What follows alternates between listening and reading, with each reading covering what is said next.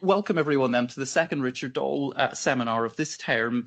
And today, the reason I'm introducing the speaker, Manos Stamatakis from the University of Sydney, is because Manos is one of the world-leading researchers in the space of physical activity epidemiology.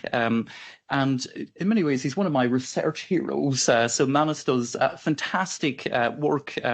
He's done lots of work with these self-reported physical activity questionnaires, and increasingly over the last while, a huge amount of work with the UK Biobank resource, because often the UK Biobank, we say we try and create a resource where people more clever than us will answer better research questions, and Manos is certainly one of those people, and he's made amazing use of the accelerometer resource within the UK Biobank. So without further ado, Manos, will hand over to you, and we're absolutely delighted to have you here. Thank you. Thank you, Aidan, for the extremely kind and flattering introduction. It's a great pleasure to be here. It's an honor to be here to share some insights from our research program and perhaps some less orthodox views about physical activity, just to prepare you. I must explain that I asked Aidan what is the background of the audience, and Aidan explained to me that it's general epidemiology. Usually it's not as much physical activity.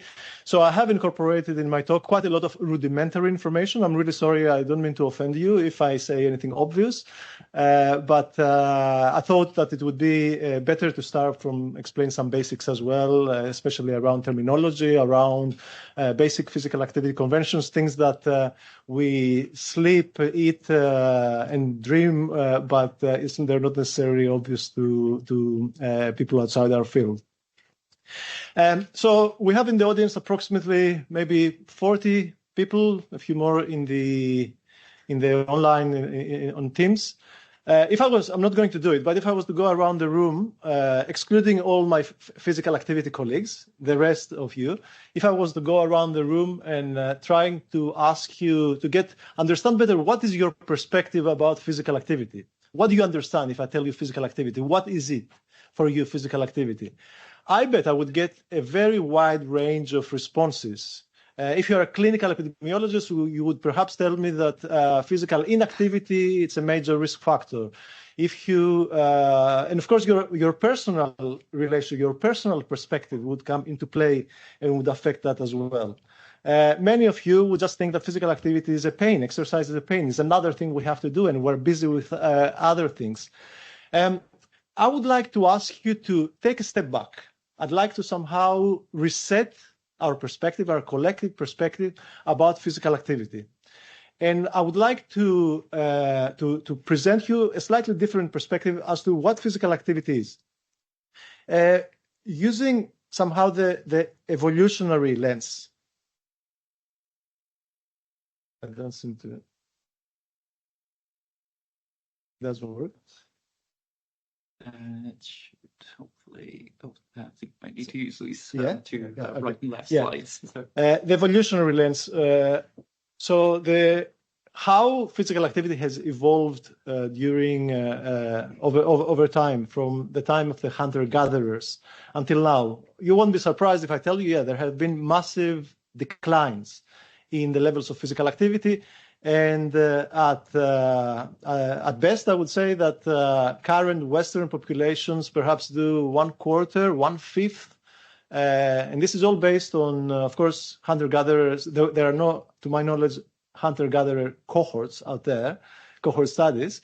But we have very good data from Hadza people, for example, in Tanzania, and various other tribes around the world who still live in exactly the same way.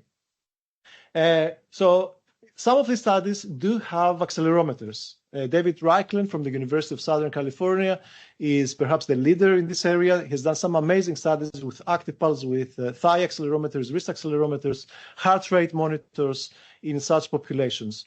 And invariably, what they say that they have 4 to 5 times higher levels of physical activity, no matter how you measure them, whether you measure them as walking steps or moderate to vigorous physical activity time. Why I consider this perspective, evolutionary perspective, very, very useful. I think it gives us another way to understand what are the appropriate, the optimal amounts for physical activity for the humans to live and thrive in a way. So we have evidence. Our evidence, of course, is limited in many ways. All scientific studies have limitations, especially observational research that I'll be talking about, where we usually try to make sense and come up with the right amounts and the right patterns of physical activity for disease prevention by comparing those who do no physical activity at all and those who do some physical activity. So I'm sure you all have seen results from such studies, epidemiological studies, meta-analysis, consortia, where we see the typical curve, where we see very steep decline in risk, followed by a plateauing of the curve somehow. And I will share with you some such data. Of course, we can still take some consolation from the fact that we are more active than chimpanzees, at least, as you can see on the top compartment. But perhaps this is not optimal for our health. Another very important aspect of how physical activity patterns evolve over time for humans is that physical activity in the past used to be an essential necessity. Incidental physical activity, 100% was incidental physical activity. The concept of sports, exercise, recreation was absent across the human history, or represented a very tiny minority, a very small proportion of overall movement, let's say.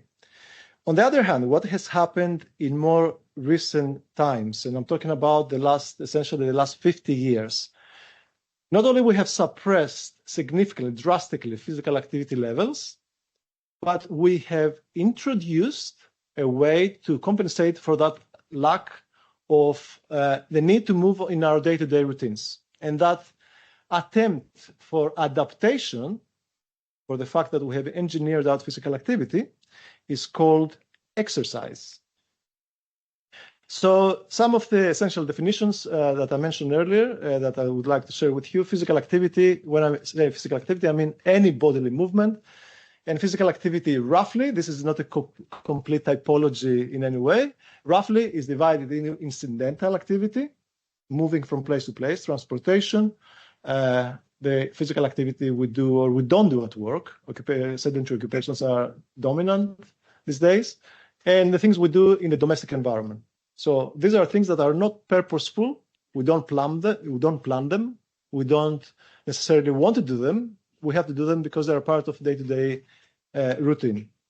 On the other hand, exercise is those planned and structured activities. We do them for appearance, for health, for fitness. So exercise, in a way, it is a designer movement, if you think about it. So in a nutshell, how physical activity pattern has evolved from a need, it has become a lifestyle choice, and I put quotation marks there because exercise is not necessarily a choice. In certain population groups, it's not a choice. There are access issues as well, knowledge issues and capacity issues. Some people are less able to do exercise, but on the whole, it is a planned and structured type of behavior. So is it a good adaptation? How we change the way we move and the role that, how we try to compensate for the fact that we don't move and we get chronic disease because of the absence of movement? Is exercise a good adaptation? Is it a successful adaptation? Depends on how you look at it, really. So if you look at it from, pick up this is a new study that we haven't published yet, leisure time physical activity. This is exercise study, essentially. The dose response curve of average daily exercise against three major types of mortality: cardiovascular, all-cause, and cancer mortality. We see the usual curve I mentioned before, very steep reduction at the lower levels, lower end of the spectrum of physical activity spectrum, followed by a leveling off. No matter what it tends to physical activity we're looking at, the curve is pretty much the same. Perhaps the curve is less steep for cancer mortality. So in that respect, exercise is a good adaptation. It's been designed for health and fitness, and we have some evidence that those who do some get some benefit in the long term in terms of preventing premature mortality and perhaps chronic disease as well. In another way, if we try to examine the success of exercise as an adaptation for our civilization, I think the most obvious thing to do is to look at participation rates. And I have some data here from the Health Survey for England, a nationally representative health surveillance study, showing that among the groups that need exercise the most, population groups, age groups, where chronic disease the risk of chronic disease is imminent, people aged 40 and 50, regular participation in exercise. Of course, you do need to be a regular exerciser to get benefit from it. You cannot do it once a month. Is very, very low, extremely low. And in my opinion, there is very little we can do to reverse this. The barriers to exercise are almost insurmountable. There are many population groups that no matter what we're going to do, they're not going to uptake regular exercise. And I can't see anytime soon NHS hiring a personal trainer for each and every member of the community. I don't think that it's going to happen. Not in Australia, not in the UK, and not in the US, nowhere else in the world. So in that way, in this respect, exercise has been a failed adaptation. So what do we know about physical activity and health? One way to understand that is by looking at physical activity guidelines. There have been formal physical activity guidelines. The WHO have released them 4 years ago. The UK chief medical officers released them 5 years ago. US a year earlier. So typically, these guidelines are put together by synthesizing very large amounts of evidence, epidemiological evidence. Very few trials contribute to these guidelines. And this type of evidence, another key characteristic, and is very relevant to my talk today, it's questionnaire-based evidence, self-reported evidence. So very limited evidence in a way. Because questionnaires, what can they do? They can't do anything very well. That's one thing. So Aidan, I shouldn't be ungrateful towards questionnaire-based epidemiology because, as Aidan mentioned, I built a career on the Health Survey for England prospective cohort and on questionnaires data, and they have served science, they have served public health very well for many, many years. But the point I will try to convey to you during my later in my presentation is it's time to move on. They've done well. Now we have better tools, we have better methods, we are in a position to understand and make the most of physical activity as a way to prevent chronic disease and improve health. Again, another piece of very rudimentary information, physical activity guidelines. I'm sure most, if not all of you, are aware of them. 150 to 300 minutes of moderate intensity or 75 to 150 minutes of vigorous intensity, all based on questionnaire data. This is very important because questionnaires cannot capture much resolution of what we do in much resolution.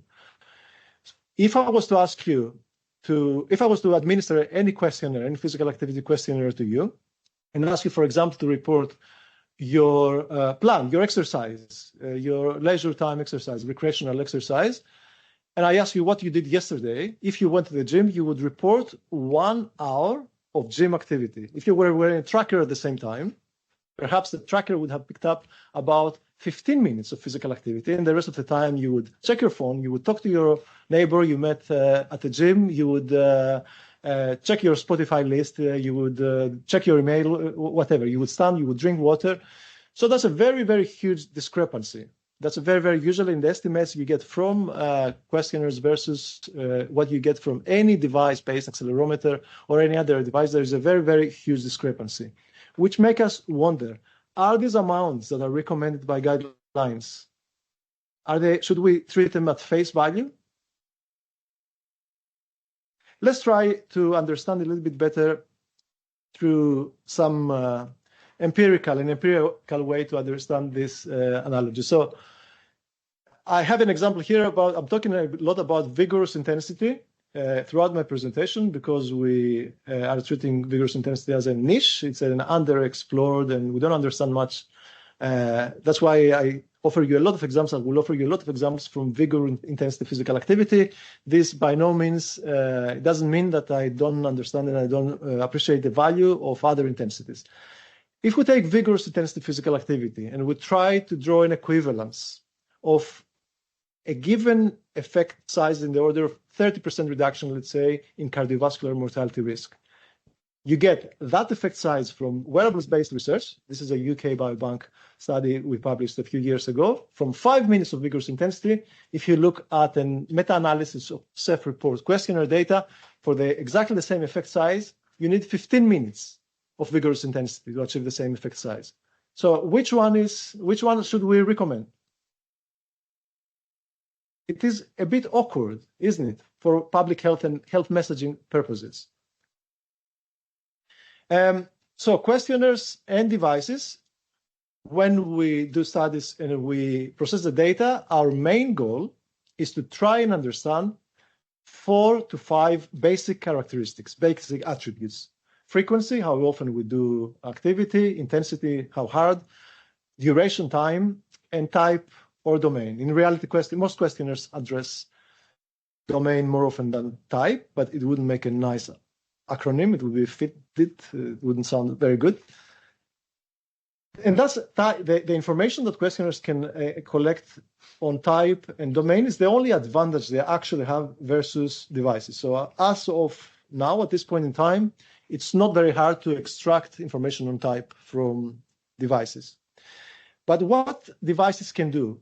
They can do a lot more because they are time-stamped. They give us time-stamped signal. We know when the activity was done. We know what was the length of every bout of activity, of whatever intensity, whatever type. They give us information about the posture. They give us some information about sleep based on the movement pattern. Typically, it's not necessarily on the physiological state of sleep. We can go a lot further, and if we combine all this, the FIT framework, the essential attributes of physical activity, with all these extra, more in-depth aspects of activity, the devices can give us an almost complete characterization of physical activity pattern. We can do, of course, we can always do better, and Aidan has an amazing program, measurement development program, and of course we will keep improving the method, but already at this point in time, we are doing well enough. Devices are doing well enough that can justify the switch, the transition to physical activity standards, doses, and prescription and guidelines that are based on device-based data. So I have mentioned incidental physical activity at the start, and we have invested quite a lot of energy and effort in this area. The reasons why I think incidental physical activity is worth investing on. First of all, it is under-researched. Questionnaires cannot capture anything incidental. Questionnaires cannot capture any aspects of lifestyle that are not planned, because planning involves a cognitive process that assists with retaining the information and recalling it when you are asked in an interview with or filling a questionnaire. So incidental physical activity is almost impossible to capture it. It's almost impossible to make sense of it and understand its health effects using questionnaires. And I would like to start. I will show you quite a few results from our various studies. Most of them are UK Biobank. I chose a very consistent format of results. They're all in the form of dose-response curves. On the horizontal axis, we see typically duration of physical activity or total energy expenditure, physical activity energy expenditure in this case. And you may find it a little bit paradox after being so critical against questionnaires to let you know that actually the only reason we can research incidental physical activity using devices is because we have some questionnaire-based information. So typically how we do it, we identify exercisers and non-exercisers from self-report data. UK Biobank had a dedicated leisure time physical activity questionnaire. And by doing our study, by doing our analysis only among those who don't report any exercise, we can assume that all activity picked up by the trackers is incidental activity, because we know these people are not non-exercisers. So at this point in time, we still rely on some self-report information to be able to understand how our day-to-day routine activities may contribute to prevention and to improving of health outcomes. In a nutshell, the findings from that UK Biobank study on approximately 25,000 participants on non-exercisers, we find pretty much the usual dose response. And if we look at it by intensity, we see the blue line here. We can see that vigorous intensive physical activity shows a much steeper dose response with both major adverse cardiovascular events and mortality outcomes. Less steep but substantial linear dose response for moderate intensity. And something that we see very consistently in the UK Biobank, light intensity physical activity, despite all recent guidelines and advice that all activity counts, light intensity physical activity in the UK Biobank does not seem to deliver. But I would like to give it the benefit of a doubt. I wouldn't want to be too absolute about this, because it could be a measurement issue, could be a misclassification issue between sedentary, standing, and light intensity. But in our studies, light shows very little beneficial association. The first compositional data analysis that from the UK Biobank, I believe it was Aidan's and Rosemary's Walmsley's study, where also we saw that in the supplement, Aidan, you did include a sensitivity analysis to reduce the risk for reverse causation, where you excluded the most unhealthy part of the sample. And once you did that, you see that replacing light intensity, replacing sedentary behavior with light intensity, the pattern became totally flat. So first evidence, device-based evidence that incidental physical activity, at least some intensities of it, seem to be beneficially associated with major outcomes. These are unpublished data. So put things into context. So you may have noticed in the title of my presentation, I mentioned a word called micropatterns, which may mean nothing to you at this point in time. Let's go back. So this is total physical activity energy expenditure. This is a macro pattern, crude macro pattern, total amount of physical activity. It could conceal 1 million different patterns of activity. Two people that have identical total amount of physical activity, they make accrue that physical activity in a completely different way. Next slide was about intensity-specific curves, activity accrued through a specific intensity. So this is a macro pattern as well. It's not a micro pattern yet. It's a macro pattern, but it's a bit more refined. It's a bit more detailed. Macro patterns, micro patterns is a concept that we came up with. And I'll give you two different definitions, a very broad and a very specific. If they don't make perfect sense to you, you don't need to worry about it, because I think it will make perfect sense once I give you examples. So the broad definition is that micro patterns of physical activity are these very granular characteristics of activity that can only be captured by wearable devices, time-stamped wearable devices that collect data continuously. Characteristics that influence health outcomes over and above the total amount of physical activity. In most cases, it's because the pattern itself may have some characteristics that may instigate, that may encourage certain physiological responses that are unique to that particular pattern. So this is the broad, loose definition of micropatterns. Example, we have an otherwise physically inactive person, so a threshold of 3 MET, vertical axis is metabolic equivalence, is the threshold for moderate intensity activity. So you see that person doesn't accrue any moderate intensity activity across the day, with the exception of 4 to 5 bouts, 1 to 3 minutes bouts of higher intensity physical activity. This person would be labeled physically inactive according to current guidelines, because even if you multiply this amount by 7, they won't be accruing the weekly recommended amounts.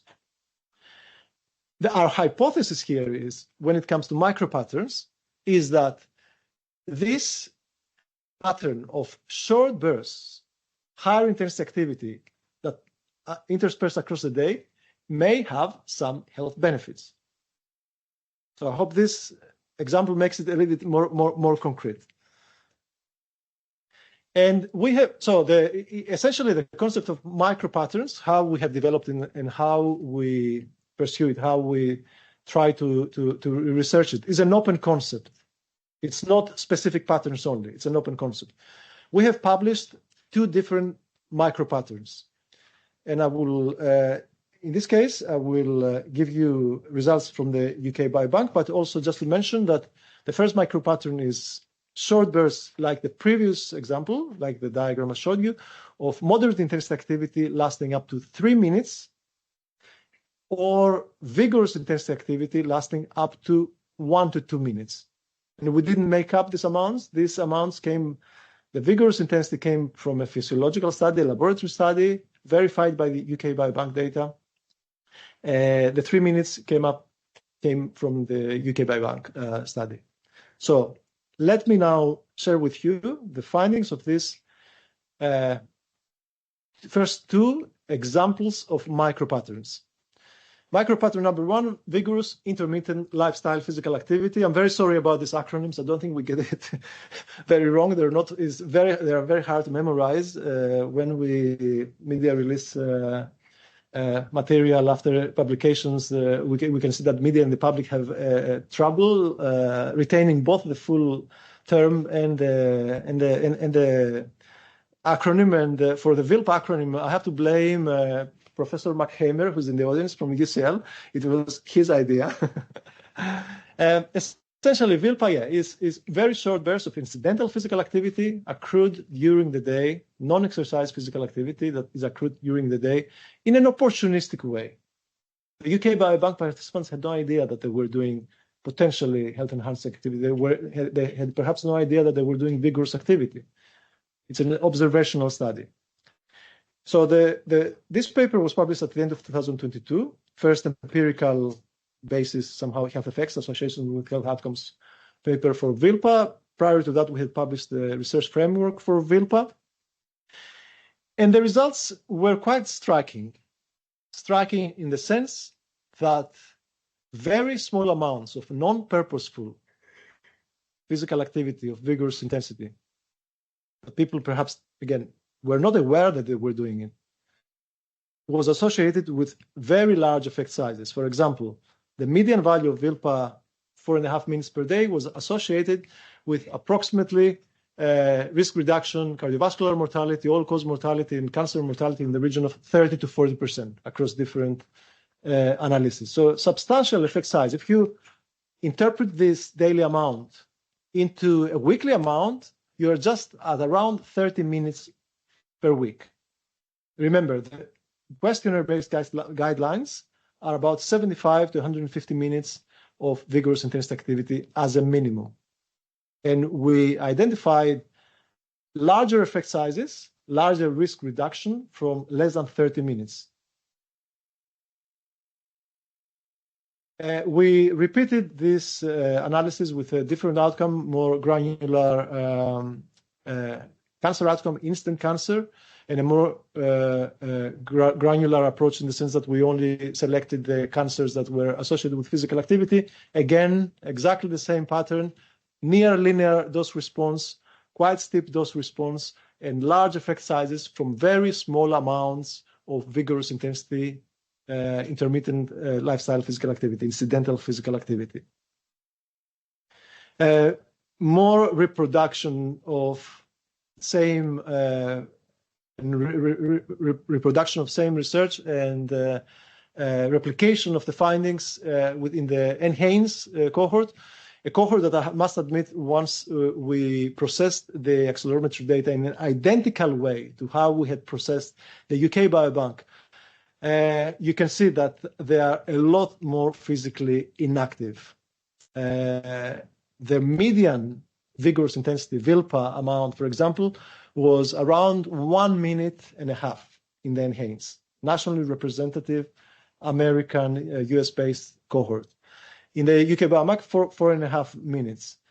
The median duration, and this is another very important aspect of our result, a very important descriptive aspect of our results.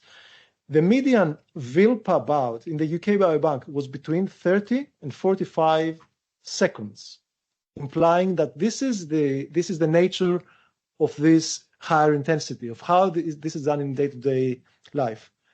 It's always a very short burst, because remember, this is not sport. You don't have an incentive to keep pushing, to extend, to prolong the bout.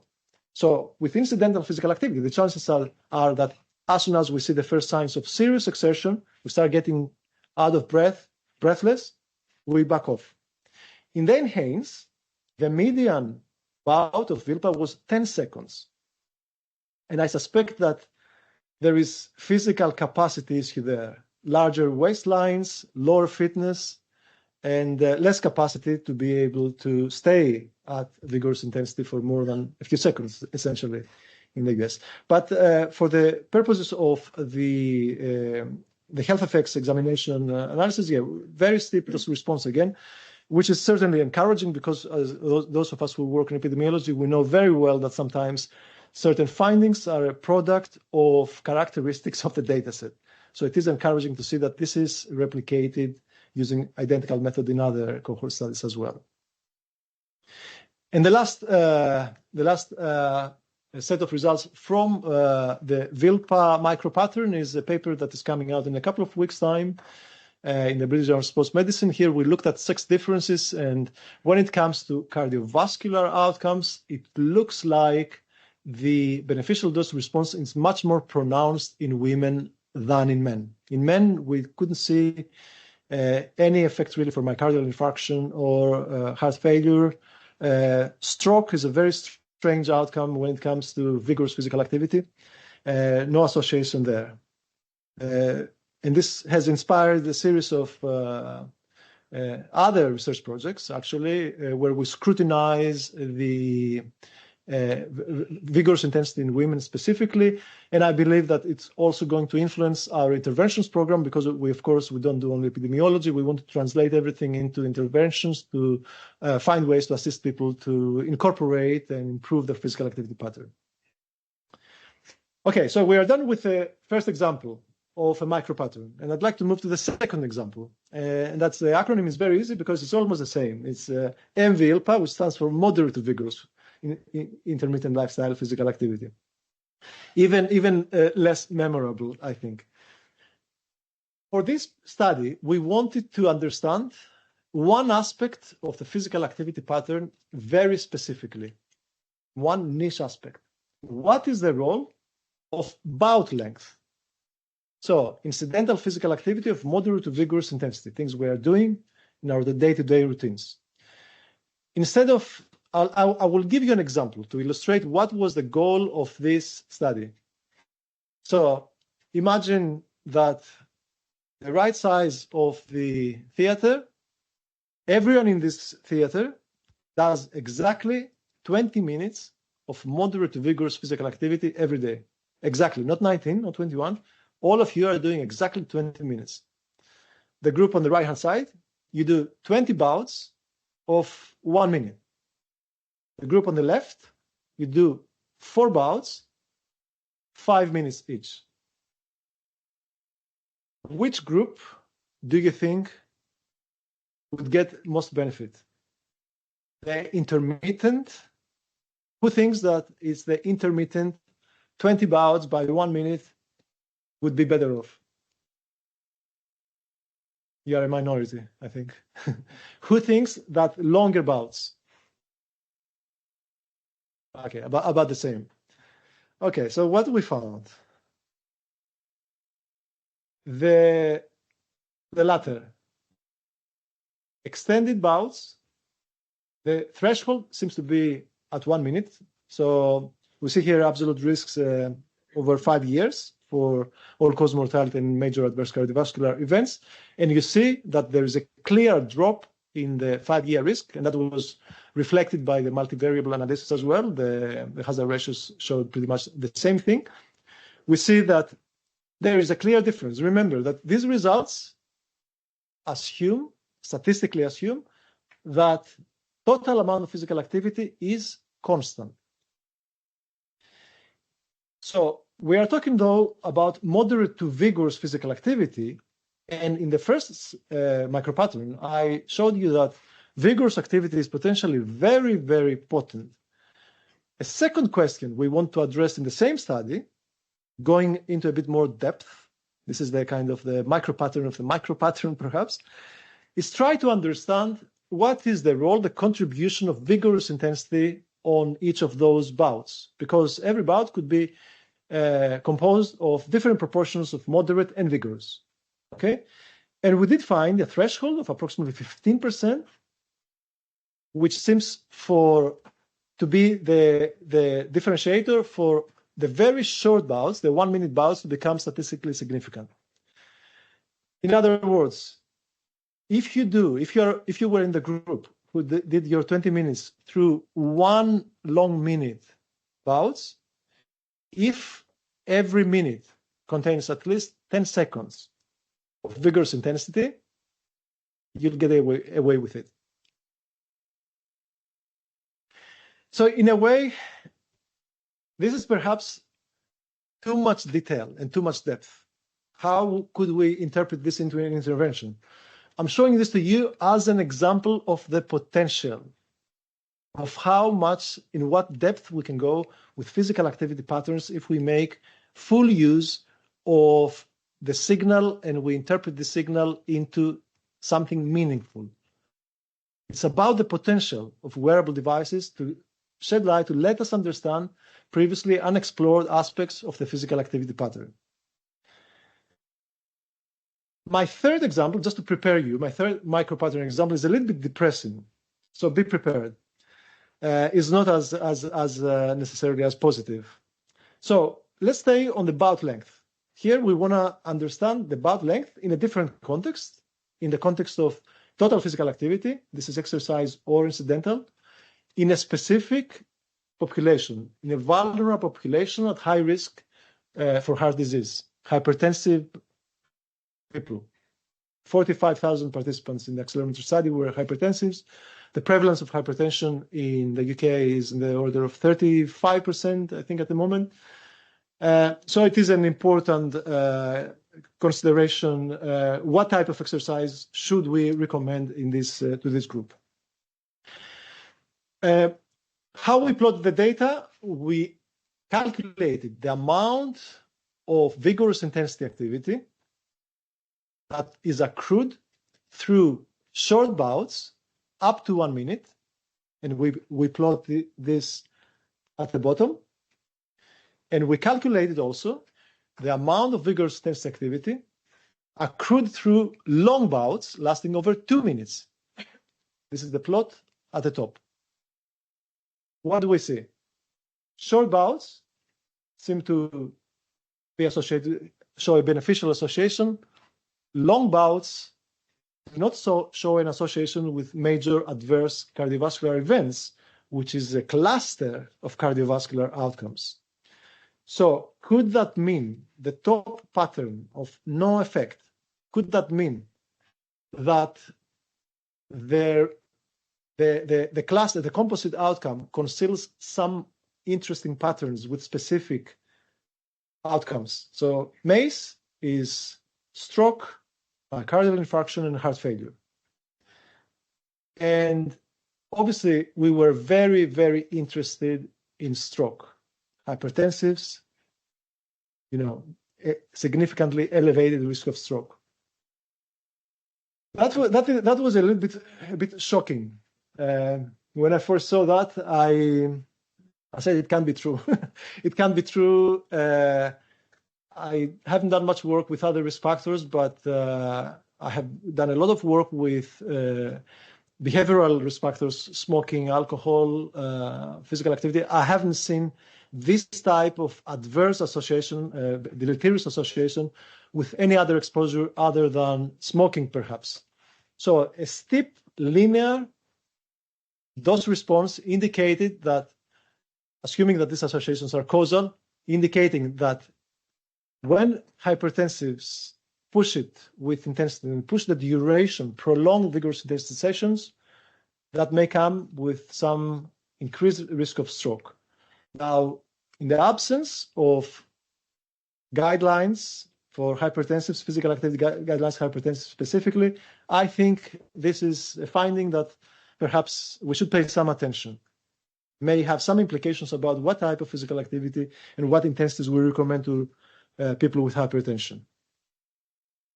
So I hope that gives you a fair idea of what micropatterns are. Like many of us, I have the tendency to somehow find things, and then I find it hard to believe my own self and my own work. Sometimes I tend to question myself a lot. I think to some extent that's healthy, and but I always ask the hard questions about our research. I think the hardest question to ask and try to understand is, are these associations truly causal? And it's something I don't want to expand. I hope we'll have the opportunity to discuss that. I will be very happy to take questions about causality and have a discussion about causality. But I'd like to share with you another couple of thoughts that also somehow bother me. Are these micropatterns anything new? Okay, we have been able to publish them in good journals and all these things, good media attention, but is it true anything useful? I don't think there is any doubt that, yes, there is something new for sure. Now, whether it is useful information to know that from very short amounts of incidental physical activity, we get some substantial risk reduction or not, I think it has to do with what we're doing from this point on. So the epidemiological findings, I believe that sooner or later, the micropatterns will make it one way or another, in one form or another, into some form of guidelines, because guidelines use observational evidence. But to me, the big question is, how can we translate this stream of work into interventions? Are the feasibility benefits of incidental physical activity theoretical only, or are they practical? In other words, is it going to be easier to support and convince people to be more active at a higher intensity, perhaps in their day-to-day routines, than is to convince them to go to a gym? So all these questions, I don't have the answer. I don't have the answer yet. I believe that there are theoretical advantages, feasibility advantages. It's not incidental activity is not subject to all this long list of barriers to exercise, cost, time, poverty, and all these things.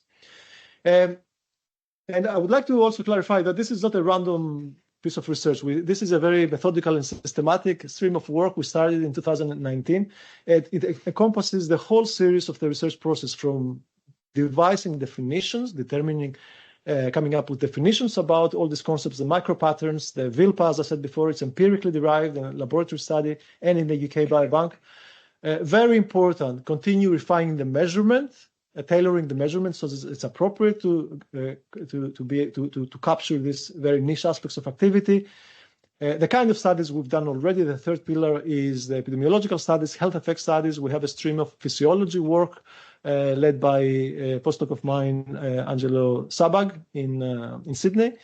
And most importantly, interventions.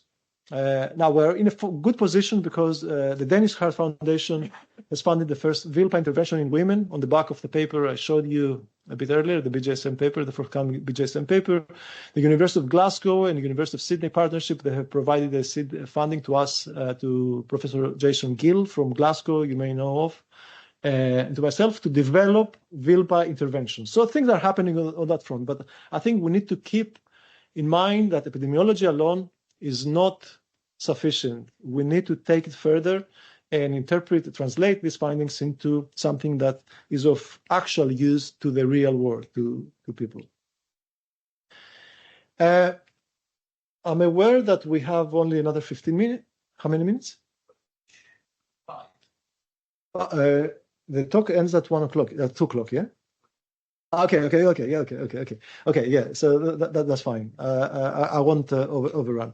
I'd like to share with you some other aspects of our program. So the micro patterns chapter of my talk is over, I'd like to share with you some developments in another initiative, another flagship initiative we initiated in Sydney a few years ago. It's the PROPAS Consortium, the Prospective Physical Activity Sitting and Sleep Consortium. At this point in time, we initiated it as a thigh accelerometry-only consortium.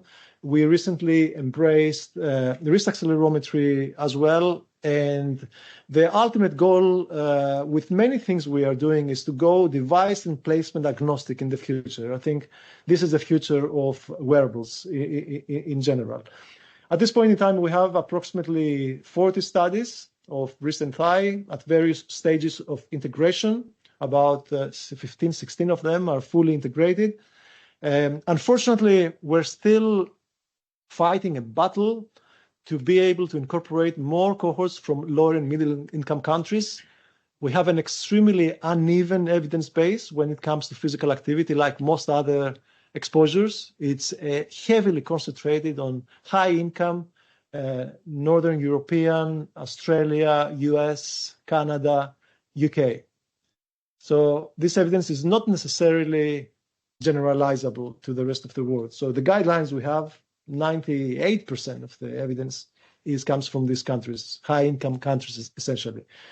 And with PROPAS, we are making some active effort to change this. We are approaching cohorts from lower and middle-income countries. I've recently been to Mexico. We have from South Africa and various Chile and various other countries. But if you are aware of any cohorts, you will do us a big favor if you can bring us in contact, because this is a very pressing need in terms of expanding the evidence base.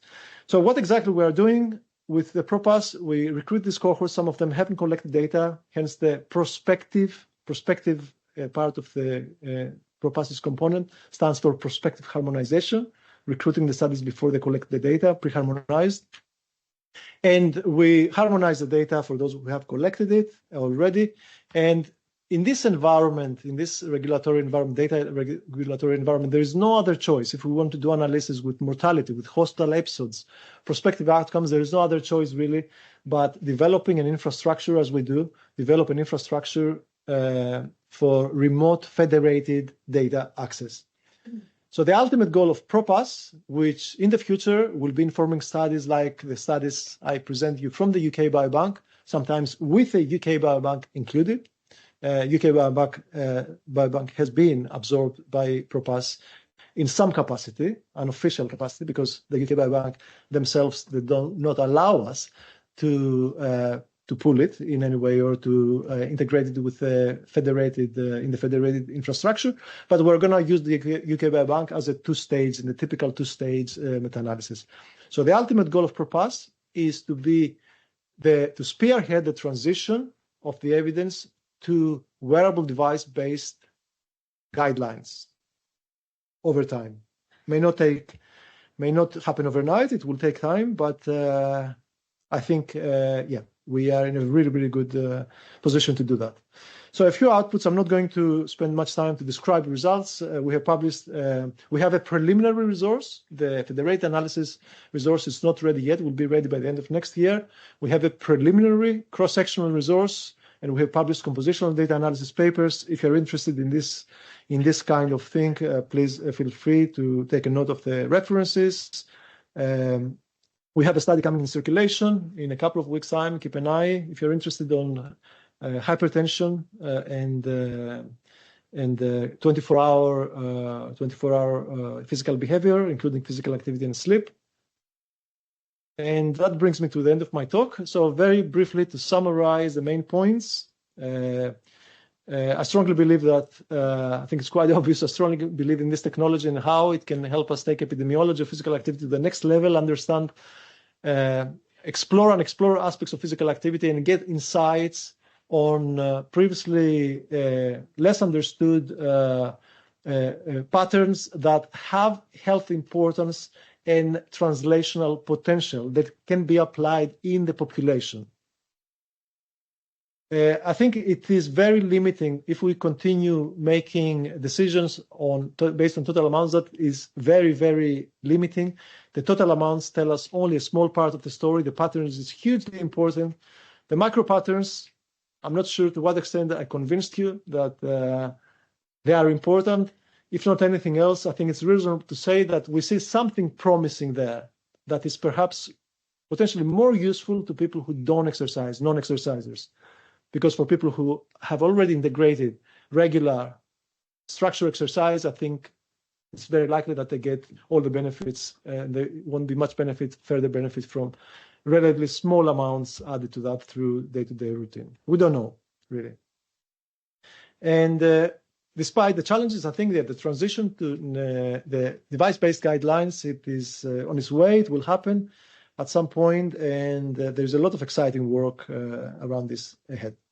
So I'd like to thank my funders, my collaborators, in particular, Professor Mark Hamer, who's in the audience, as I said before. Mark is a deputy leader of PROPAS, and we've been working together, Mark, now for 16 years. Oh, time flies. My closest collaborator, my postdocs, Aidan has been a very generous and very excellent collaborator. And I hope, Aidan, that we will enhance these links. This visit will be the start of a more expanded and more in-depth collaboration. And thank you very much for your attention.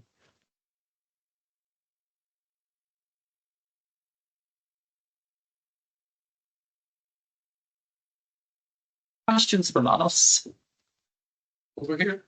It was a great presentation. I'm wondering if you have any insight into like what the physiologic mechanism for that like amazing decline in mortality might be. Like, is it the same kind of stuff with regular exercise in terms of like caloric burn or increased cardiometabolic capacity and like all that kind of stuff, or is there like some different mechanism for which this is operating on? It's a very common question we get, and first of all, I need to acknowledge that I speculate. Whatever says speculation, obviously the epidemiological studies don't give us much clue as to the mechanisms. I think it is reasonable to assume that people who, on a habitual basis, this 4.5 minutes median VILPA, so this is accrued typically through an average of 8 to 9 episodes of VILPA lasting up to 1 minute, median 30 seconds. So there is an element of a repeated, regular stimulus, which from other studies, from laboratory studies or small-scale trials, Martin Hibala is a person who's been doing a lot of work on stair climbing and high-intensity stair climbing and cardiorespiratory fitness, shows that it can produce results very fast with cardiorespiratory fitness. So translating all this in a middle-aged population-based sample, it could be that incorporating this regular daily stimulus or near daily stimulus of vigorous intensive physical activity helps with retaining the some cardiorespiratory fitness as we age, and our body has the tendency to very rapidly decline unless we have we use it. We keep providing stimulus. I was wondering if you could explain how you calculated VILPA, or what was it based on, like an increase in heart rate? And then secondly, like what would it be equivalent to? Would it be walking up one flight of stairs? Okay, so the data collection was done by this department. So UK Biobank data, so it's the accelerometer, the dominant wrist acceleration.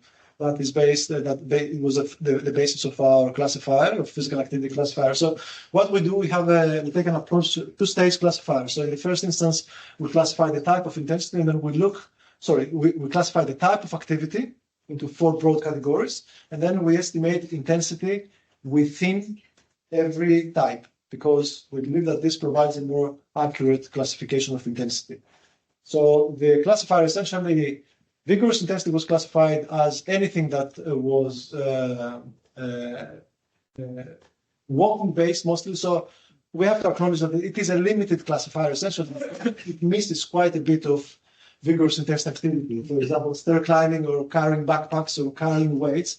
So what you saw is the 4.5 minutes is high-intensity walking-based activity, essentially. I'm going to ask an obvious question, but have you looked at, what's the effect of confounding? I mean, that must be huge on these, that the people who walk up the stairs are fundamentally different from the people who don't, apart from its effect on exercise. So that was one question, but also, are these given BMI? I mean, what's the effect of is there an effect of physical activity over and above its effect on adiposity? So that seems one of the obvious mechanisms, going back to the sort of first question of this. So the question is, what does it do over and above that? And why is walking up the stairs different to doing 5 minutes in the gym? And I think that would be quite interesting to see from. I'm not sure quite I understand the second. Let me answer the first question first, which is essentially you're asking about reverse causation, confounding and reverse causation, biases, indication, bias by indication, a reference group that is very different essentially to the reference group in all these analyses where people who don't do any vigorous intense activity or they do very little, and it is indeed a very high risk that they are so different than those who do vigorous intense activity that the effect actually is purely because they're less healthy, so they have higher risk. So what we can do with this kind of data we can keep applying measures to try and see if our analyses are robust to exclusions for the least healthy part of the sample. So that was one of the things we did. So we kept excluding people with poor separated health, frail people, people with BMI under 18.5, underweight people as a proxy of serious disease. And the results seem to stay robust to all these exclusions. We didn't see any difference. We didn't see any attenuation of the effect.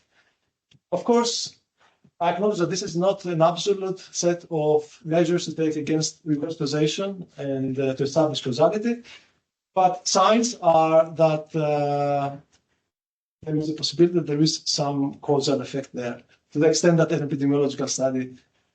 I think I was asking more about confounding. Reverse causation is obviously a huge thing in this, but also confounding the sort of social class and smoking would be. Okay. We did adjust for all these things, for education, for Townsend, yeah. Did you look at how much it goes down? Because you're under adjusting, don't you? Okay. No, we didn't do staged. We don't do staged because we do an awful lot of analysis. We don't do multiple models to see what is the effect of specific compounds. Right. I take up your offer and further discuss causality. I agree with you that wearables solve a lot of problems, but they don't solve all of them, right? So in terms of, apart from wearables, designing future studies, is there anything else we can do to better design these studies and better inform the guidelines? Because let's be honest, all of them are based on observational data, and as you showed, 90% of that is from questionnaires. Yeah, I think very good investment would be to be, when we do observational studies, to make sure that they can easily be converted into designs, lend themselves to designs such as a target trial emulation studies. And you can do things a priori to prepare the ground for that, to prepare during data collection, in terms of how you collect your variables, how you define the interventions, and what questions and what kind of measurements you have. Other than that, I think it's with epidemiology, we have to live with what we have. Unfortunately, there is not much we can do once the data are collected. I know that Mendelian randomization, yesterday we discussed your work, Harry, and it's amazing what you're doing. Physical activity suffers from that absence of credible instruments, genetic instruments, especially if we start looking into niche aspects of physical activity, because one day we may have a credibly good genetic instrument for total physical activity. Now, if you go down into details of vigorous intensity activity and people are accruing activity through long bouts versus short bouts, I think Mendelian randomization is not going to be the answer.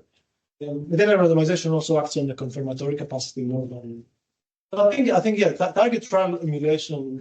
I think these are really, really promising techniques. It's not something we have plans to start working. We haven't done any work yet, but I think it's a really, really useful technique to help us narrow down to causation. I see causation in general as a concept that it's a spectrum, it's a continuum. I don't see it as black and white. Trialists tend to see it as a black and white, that RCTs can prove causation, clinical studies cannot prove causation. I think it's a spectrum. In clinical studies, we need to keep applying measures taking measures, improving the design to somehow steer the interpretation towards causation. We may never be able to answer it with total certainty, but sorry, the clock struck 2 o'clock there, but I'm sure Manus is about the rest of today and tomorrow, and happy to hang around for a little bit if you've got burning questions that come up to him one-on-one. But for now, let's give Manus a